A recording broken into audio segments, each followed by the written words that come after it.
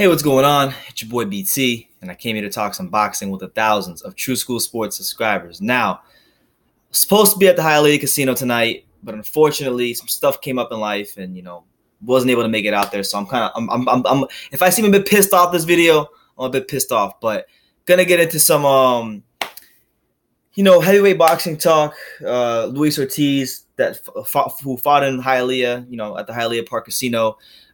Pretty much did what he expected him to do. Stopped Daniel Martz, got him out of there in the second round. Seemed to be taking this time, working the body, but Daniel Martz is what we thought he was. He was just a mere opponent, a guy who's been a cannon fodder opponent for other top heavyweights. He's been stopped about 4 or 5 times. So Ortiz went in there and did what he was supposed to do. No surprises there. Now, what this video is going to be about, and what was really what stole the show, was the Wilder and Ortiz face-to-face following the knockout. As you guys know, these guys have history. They're supposed to fight on November 4th at the Barclays Center. The WBC then had the whole situation with the blood pressure pills. He didn't get to fight. Stavern got the fight. Stavern got knocked the hell out. Ortiz got reinstated in the rankings, and now it's looking like they're going to fight again. So following the knockout with Daniel Martz, he looks at Deontay Wilder, who was commentating ringside for PBC, and he goes off on him. He says he points at him and says, "Hey, I want to fight you. I want you to come in the ring. I want to talk to you." So then they meet face to face. Wilder lets him know, "Hey, man, you're one of the best fighters in the world. You're someone that people say I can't beat.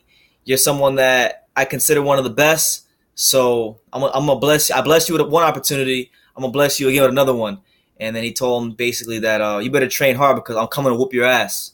And I've knocked every guy that I've been in there with. Ortiz then responded, to some of those statements by simply saying that through a translator, and sometimes in English he called him, he called him a bitch. He said he's gonna beat him up. He says that he's the real champion. So it's looking like they're gonna fight next, or they're gonna fight within the near future.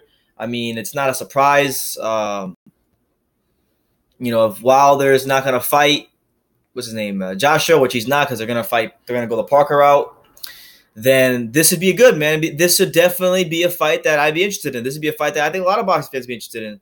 I know a lot of people have their opinions in Ortiz, and that's fine. But personally, like I've said in every video since I made that I made about the Ortiz Wilder situation, I agree with Joel Miller. I believe that the WBC was, they planned this all along, and I feel like Ortiz just kind of had to go along with it because he wasn't going to get a shot if he didn't. So that's my opinion. I know you guys have your own, but yeah, man, it was really entertaining stuff. It was definitely great to see Wilder. It kind of sucks, man, because I really wanted to go to this fight tonight, and I wasn't able to make it down to Hialeah. And it sucks because I would have been there. I would have had a chance to interview Wilder, like I interviewed Ortiz yesterday at the weigh-ins. So a little bummed about that, but good to see that we're going to have a good heavyweight fight potentially on the horizon. Hopefully, when it comes about, because we had Wilder Povetkin, that didn't go through. We had Wilder Ortiz the first time, that didn't go through. So hopefully, we just want to see Deontay Wilder in there with a top-level opponent. Ortiz, despite the ring rust, still one of the most skilled heavyweights out there. Wilder says some interesting things in the commentating as well. Like he said that he doesn't think that Ortiz is a big power puncher or doesn't have a lot of power.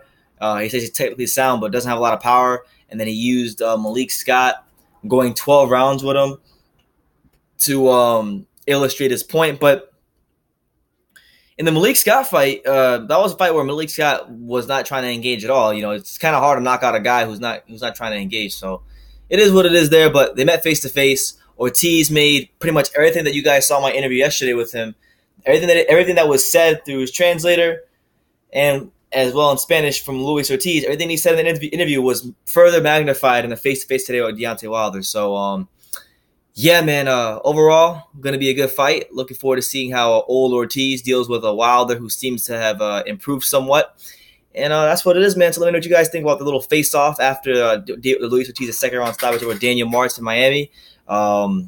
Do you guys think Ortiz can still beat Wilder? Do you guys consider him, a guy that could beat Wilder and Joshua? Because, if you guys remember back in 2015, There was a period of time before Anthony Joshua was a big name, before Tyson Fury got a big upset over Vladimir Klitschko, before Wilder still wasn't highly considered, highly thought of back then. There was a point in time where people thought that this man was the best heavyweight in the world, and that's what's been kind of lost in the shuffle with all this stuff with the WBC. That this man is a talented fighter. So, hopefully you get to see the fight. So let me know what you guys think in the comments down below.